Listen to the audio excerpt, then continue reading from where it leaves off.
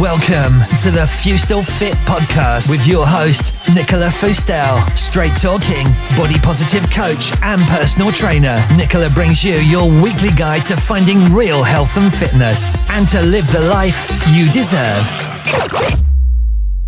Hello everybody, it's Nicola Feustel from the FeustelFIT Health and Fitness Show podcast and on 91.8 Hayes FM for local listeners. I was so excited about my guest this week. I caught up with Kathryn Hansen just a few days ago, and the reason being she is the author of the book Brain Over Binge, and a very inspiring lady. She shares her story in this book and she literally changed my life. So she was definitely my top priority to have her on the show. So I really hope that you enjoy this episode. Please get in contact, leave a review and let me know what you thought of it. Welcome, Kathryn, to the show. Hi, thanks for having me. I was really excited to talk to you because your book literally changed my life. And I was suffering from bulimia and disordered eating for such a long time. And I actually had therapy, but I was signed off from therapy maybe 5 years ago, because my daughter's 5 now. And I was living like I think you mentioned in your book, the untamed house pet, which I'm going to ask you about in a bit. And it was literally your book, that sentence where you mentioned the butterfly, that I then realized I could be the butterfly and I could be free forever and not actually have triggers and things, which would always bring me back into my eating disorder. So I really wanted to just speak to you so that the people who are following my podcast as well can, learn from your experience and perhaps buy your book as well and help themselves. So would you mind just talking a little bit about your story for people who haven't heard of you already? Yeah, sure. I am the author of the book Brain Over Binge, and more recently this year I published the Brain Over Binge Recovery Guide. I've been recovered from bulimia for about 11 years. And I really try to be an alternative voice in the field of eating disorders. I teach that eating disorders are brain-based problems, that they're not the results of underlying emotional problems, and that they are not diseases or disorders, or they're disorders, but you're not broken, you're not flawed. This is something that happens naturally after a period of dieting. So I'm really trying to simplify the treatment for eating disorders. I'm trying to simplify what eating disorders mean to people and just giving people a more efficient way to recover, a more easier way to put it behind them. And as far as my personal story, I started dieting around the age of 15 and just kind of like my friends were doing, cutting down on calories. And it just seemed like a time where everyone was starting to become conscious of their weight. And this really just kind of got out of control for me. And the more I cut back on food, the more I wanted to eat. And my cravings got stronger and stronger until one day my body just took over and I binged for the first time when I was about 17. And this continued and really consumed my life, and the binges increased and the urges just got the better of me every time. And I purged basically through over-exercising, like extreme hours and hours of exercise, and also restriction after binges. So this went on for about 6 years, and like you, therapy was not helpful to me, and this is why I really try to be an alternative today and provide a more simple path to recovery. Well, the thing that you just mentioned there about the purging being over-exercise, I found myself doing that for many years and didn't even realise that I had a problem. I thought I had a problem, but a personal one, that I just couldn't seem to stick on a diet and that I was just constantly failing. And in the fitness industry, my behaviours were almost applauded by other people, and they were, you're doing so well, doing all this exercise, and other people were exercising just as much and maybe more than I was as well. So, without being sick in bulimia, I didn't actually realise that it was an eating disorder. Yeah, the type of behaviors that are common in eating disorders are promoted by the fitness industry, and it's not a good situation, because you have people on social media posting these workouts and these pictures of their body, and while some of these people are healthy, and I'm not arguing with that, it can encourage eating disordered behaviors, especially in young people who are looking up to these people as role models. Yeah. And so can you just take me back a little bit to what was life like before binge eating?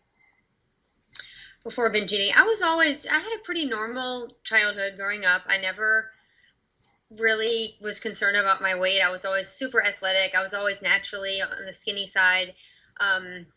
But I guess weight was talked about in my family. Like, it was always sort of an assumption that when I reached a certain age that I would have to start worrying about it. I don't know. I picked up this belief somewhere just from my parents talking, or relatives, just that other women around me, older women, were talking about their weight and diet. So I just assumed, okay, one day I'll start to put on weight and I'll have to start worrying about it. It was just sort of in the back of my mind. And that didn't happen until I was about 15. And the weight I put on, just growing naturally into a woman, was very normal and very healthy, and I was still active and athletic, but it just concerned me because of this background I had, and thinking I would have to start worrying about it. So it was that time when I sort of put on that natural weight as a teenager that I started worrying about it, and I started thinking I had to control it.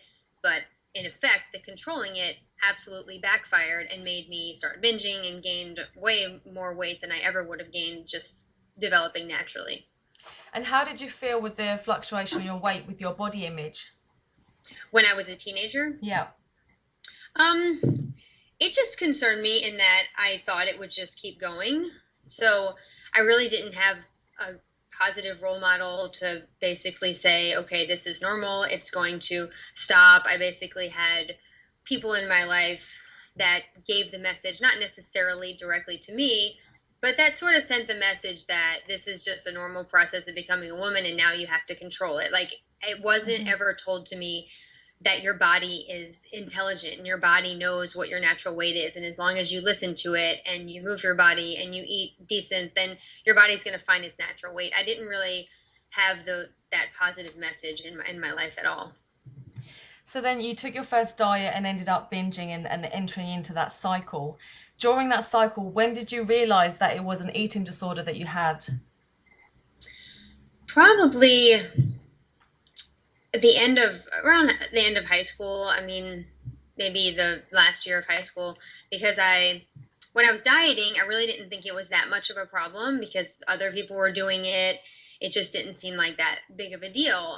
It was, but it didn't seem like it. It wasn't until the binging seemed completely out of control. Like, I felt, I'm sure you've experienced this, or other people who binge, when you experience these urges to binge, it makes you feel completely out of control, like a completely different person, and that you don't even have control of what you eat. And it just made me feel like something is wrong with me. This is not normal. So I really sought therapy in college, when I first entered college, because I felt like I couldn't control it on my own.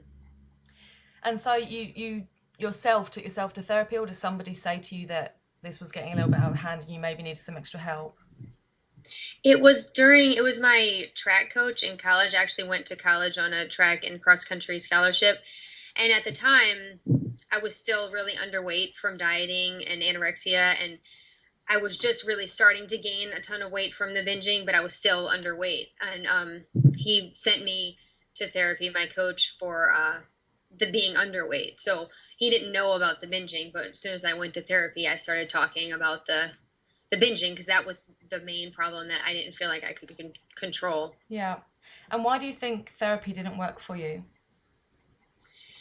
It was just very overly complicated. I was young, extremely young at the time, and I had dieted. I was normal, and I went on a diet, and it did things to my body and brain that weren't natural. It made me, I talk about in my book, the primal part of the brain that's responsible for our survival. When you diet, it senses as if it's a famine. It senses that it needs to drive you to get as much food as possible, as soon as possible, and the cravings just increase and make you feel crazy when you're normal. Like, this is not something that's a symptom of you being diseased or disordered. And I was told instead of being told that, I was told that it was a symptom of emotional issues, of problems in my childhood and growing up, and of anxiety or depression, or all these things that were super complicated for a 18-year-old, 19-year-old in college to try to sort all that out, when really the problem was just that I had restricted my calories in high school. And so can you explain the two brains and why most people who go on diets end up with binge eating? Okay, so all of us have a primitive brain deep inside of our brain, below the like wrinkled outer layer of our brain. And it's really responsible, this primitive brain area, which I refer to as the lower brain in my book. It's responsible for our survival. It's automatic. It's not thinking in the sense of, doesn't really use words. It's just charged with our survival. It drives us to things that help us survive. And food is obviously a huge part of that. So our lower brain is really responsible for a lot of our eating behaviors. And it all works pretty well when you're listening to your body, and it sends us natural hunger, fullness signals and cravings to eat normal amounts of food. And that's all great. And that's how we survive.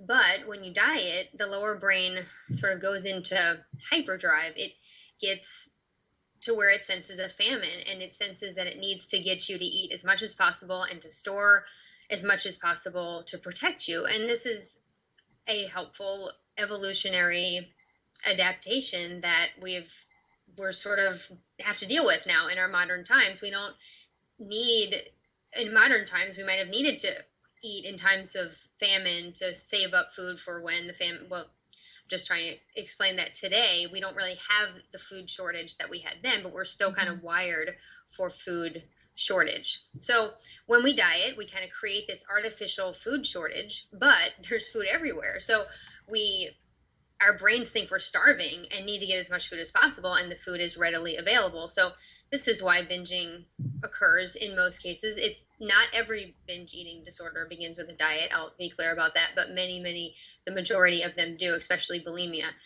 So it's just a natural process. And I think that the current view of it as this big emotional issue just really makes it a lot more complicated for people. So that's the lower brain that causes us to binge. And then over time, in that same lower brain, the automatic center of our brain, a habit formation occurs. And this part of the brain is also responsible for these automatic habits that can help us survive. But also habit formation has a dark side as well, in that when you repeat a behavior, no matter what it is, over and over, your brain starts to think that you need to do it to survive. So that's really what happens in binge eating. Even if the food shortage stops, the habit can continue in that your brain actually acts like you need to binge to survive. So it just strongly continues to drive you toward it. But that lower brain doesn't have control of us. We have a higher brain. The higher brain is the highest human brain. The most sophisticated part of our brain is the prefrontal cortex, and that gives us voluntary control of our behavior. No matter what is sent, what messages are sent through the lower brain, what feelings occur, what urges occur, our higher brain also has what I call veto power, the power to say no, the power to control your voluntary actions. So the higher brain is more of your thinking brain. It's more of your rational brain. It is the part of you that you consider to be you, that you have your identity, you have your awareness. This is really this is our human brain. And the primitive brain could also be called the animal brain. So it's really the two brains. And if you can understand the process, then I teach how to then use your higher brain to override these automatic instincts and habitual urges from the lower brain. So do you think, because obviously when you discovered all of this, you were still going through binge eating disorder, you must have used maybe your higher brain in order to bring yourself out of it, to be able to understand that there was a difference in the voices inside your head? Yes, definitely. And I first learned this information about the higher and lower brain from a book called Rational Recovery by Jack Trimpey, and it was really for alcoholics and drug addicts. But I found so many parallels to what I was going through. And he teaches that you always have control of your behavior, and addictions are a choice. And that's a controversial statement. It's not a choice of the urges that come up, but it's always a choice to follow them, because the prefrontal cortex, the higher brain, is the only part of the brain that has control of your voluntary muscles, which is in eating disorders, going to the refrigerator, going to the fast food restaurant, picking up the food and eating it. Those are voluntary muscles. So only your higher brain has control of that. The lower brain, all it can do is urge you to perform these behaviors. So this book that I read explained this difference to me. And it taught a technique called addictive voice recognition technique. And it's basically any voice, any feeling, any urge to do your habit, to do your addiction, or in my case, binge eating, comes from the lower brain. And if you can just learn to recognize it, if you can learn to recognize those urges and that voice that encourages you to binge and separate from it, then you can then use your higher brain to choose differently, to choose not to binge. And do you think, since you stopped the binge eating, did you ever have any urges to purge? No, I didn't in my case. I know that that's not the case for everyone, but my purging was strictly to compensate for the binges. It was strictly a purging behavior. It wasn't, I didn't go and exercise for 7 hours if I hadn't binged. It just wasn't something I did. I'd go exercise at the gym, but not for 7 hours. You know, I'd do a half an hour of cardio and maybe some weights or something. Like, it wasn't excessive. I knew it was only to compensate. So once I stopped binging, then I didn't have that desire to purge. I had desire to exercise, but not in an unhealthy way. So through all of that exercise, because I found myself, obviously I was exercising to purge, and I even ran the marathon as a way of purging off food. I kind of felt like, you know, I was like doing what the other marathon runners were doing. We were having to eat extra food in order to fuel us for the runs, but I was always working off something that I'd eaten. I was never really just fueling myself and not looking at it in a healthy way. But through the most amount of exercise that I did, I found that I became very addicted to exercise. Did you find that happened to you at all?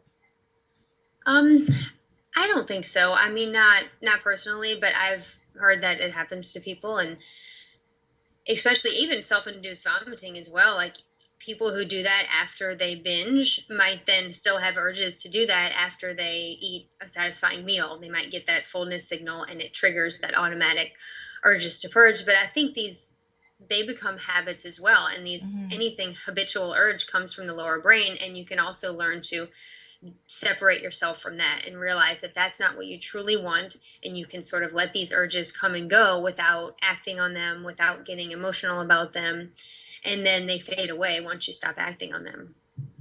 And can we talk a little bit about your triggers?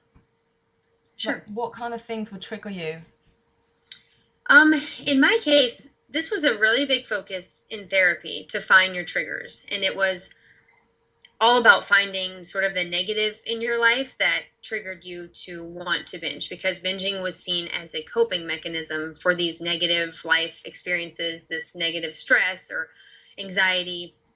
So it was all about finding that. So when I was in therapy, I was pretty good at finding things, because it seemed like I could always find something that was wrong in my life. I could always find some stress I was going through. So I said, well, I must have binged because of that. This must have triggered me.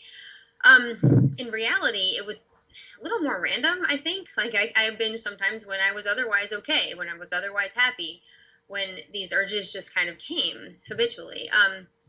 There were some patterns, like, of course, when I was alone, just because binging is a isolating thing. It's a shameful thing. People don't do it in public. So when I created a connection there. So when I started binging, I binged alone. So other times when I was alone, that sort of stimulus So that became response. a habit. Yeah, just habit. So alone, if I didn't have other things to do, again, it was all, I built connections. The habit built connections over time to certain things. And personally, I think in recovering, it didn't matter too much as far as triggers. Like, it was helpful to be aware of times I might get urges, but in therapy, the focus was on like changing the triggers, like fixing the stress, reducing anxiety or negative experiences in your day so that you wouldn't get urges. But I don't necessarily think that's helpful, because that's a huge task, especially for a young person, to try to fix everything. So if I was just aware of the urges and realizing that the urges were the problem, and that all I had to do was separate from them, then it really didn't matter what triggered it. Does that make sense? Yeah. So it must have been quite a process to detach yourself from thoughts going on in your brain over and over till it became a new habit. Do you know how long it took you to get through that? Well, it took, I would say, about 9 months for like any remnants of my urges to go away, these little desires. But I did not struggle with strong urges for 9 months. For me, it was relatively quick process, in that once I learned this information, and once I learned that the urges weren't deep and meaningful and didn't signal a disease, and once I learned that they were just kind of habitual automatic messages, and once I felt that I was separate from them, which happened pretty quickly after reading this book, Rational Recovery, that I sort of went home that night and I experienced an urge in a whole new way.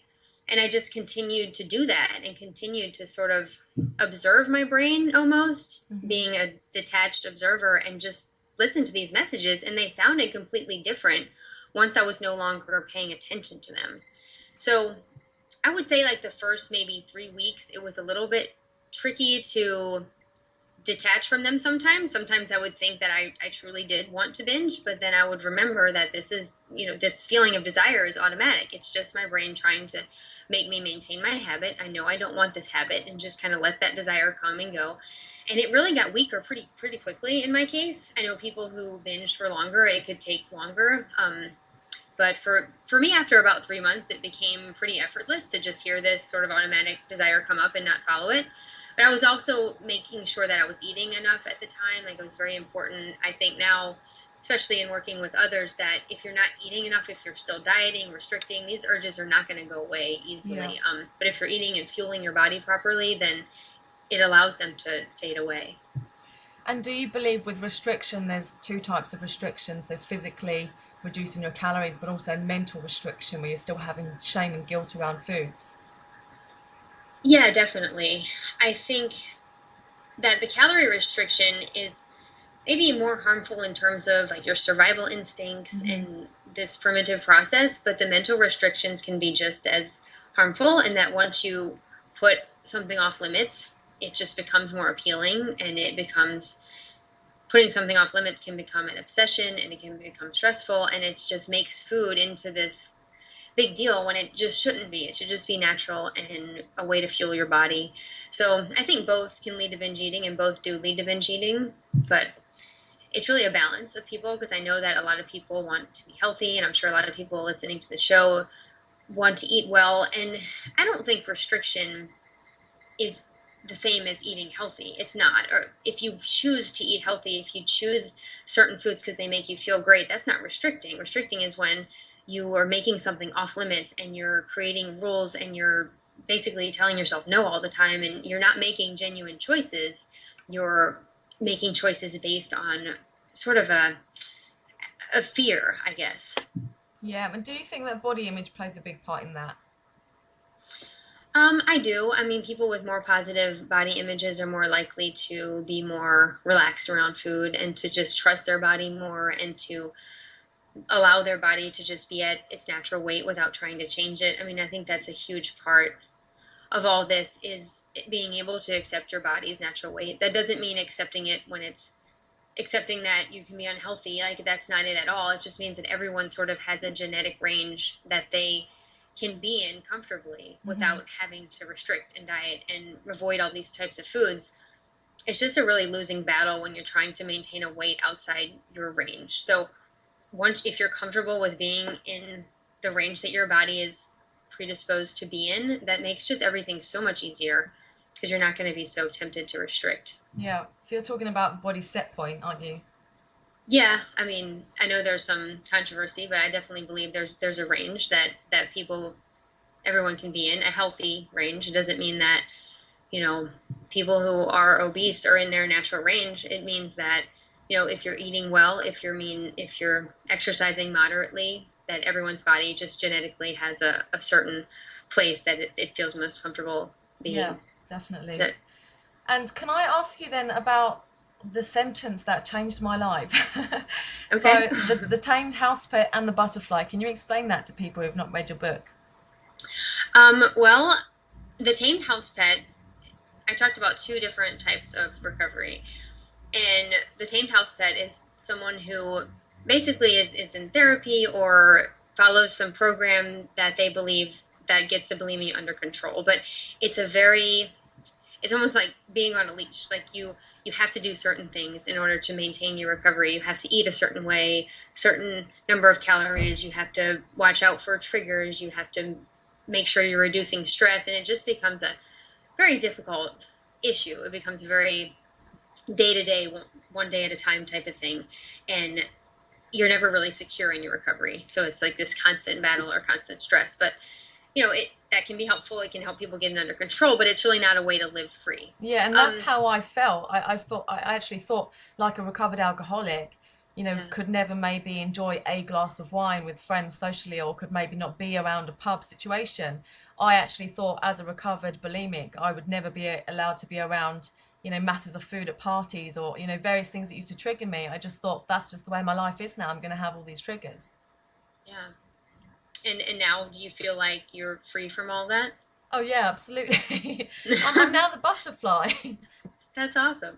I guess there's maybe two types of butterfly tails, because the way I talked about it in my book, the first way is that in therapy, I was told that, okay, there was the tamed house pet sort of way of recovery, but then there was another way, and it involved complete self transformation on maybe an emotional level, on a level of just getting your life all under control and fixed and sorting out everything from your past. And that's sort of what I was presented with in therapy that seemed really overwhelming to me.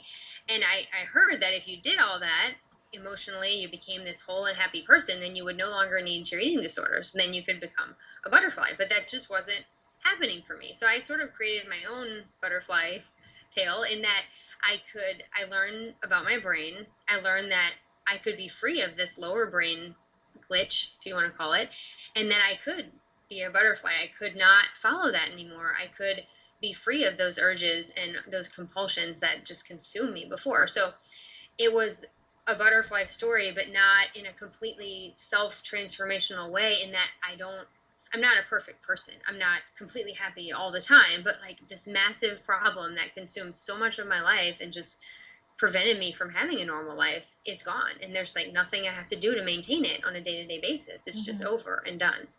Yeah, because it takes up so much of your brain, doesn't it? Yes, absolutely. So as many, many years are wasted dealing with something that you could really not have had, and, actually just enjoyed those memories.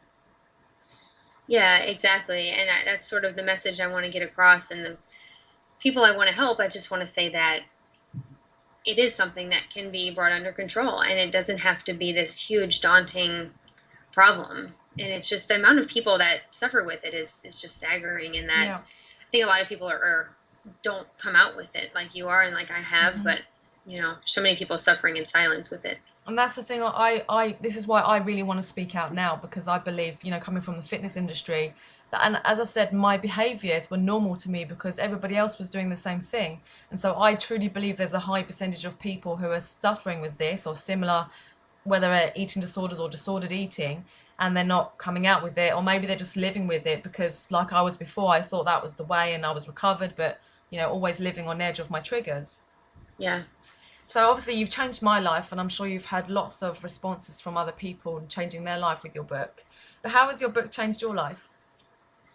Well, I mean, it's been amazing being able to help other people and being able to hear things like you just said, that I've changed your life and changed other people's lives. Because when I started writing, I just wanted to share my story, like just hoping that somebody would get something from it. And I thought maybe if I could just help one person, and the fact that it's just kind of taken off and people have resonated with it. And I mean, it's not for everyone, but that it has helped people, and it's just been amazing. And it's led me to write then my second book, The Recovery Guide, which is, my first book was my own story, more of a memoir. This is more of a like guided self-help book that sort of takes you through the same principles that helped me, but helps you apply them in a way that works for you.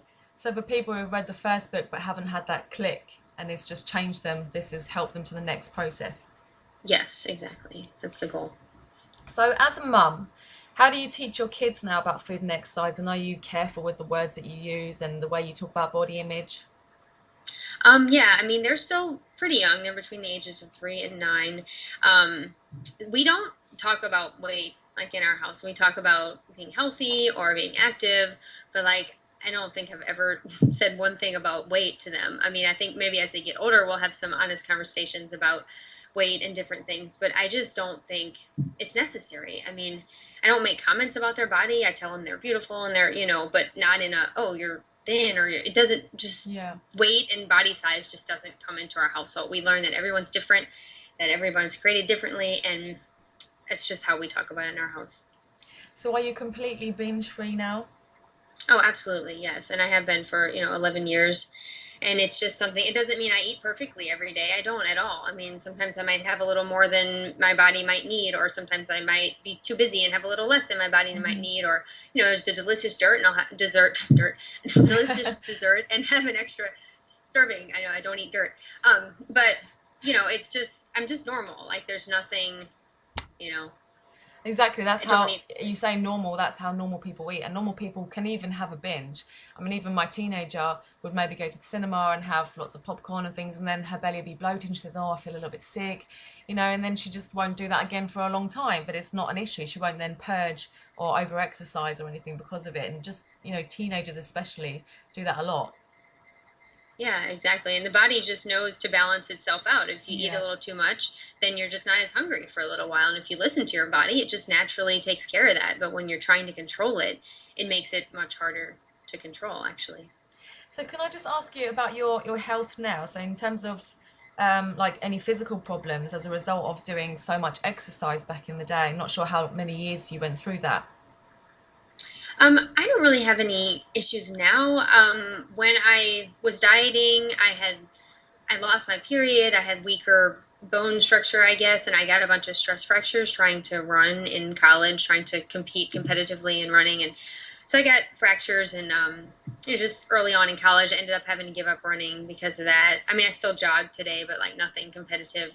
But no, I mean, nothing today as far as like residual effects from it. I mean, it's been a long time since I've had any of the eating issues and stuff, but no, not now. So you must just feel grateful every day that you're just living normally.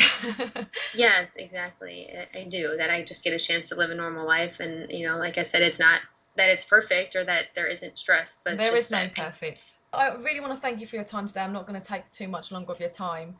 But just in case anybody wants to hear more or get any tips or advice from you, is there any way you can guide them to?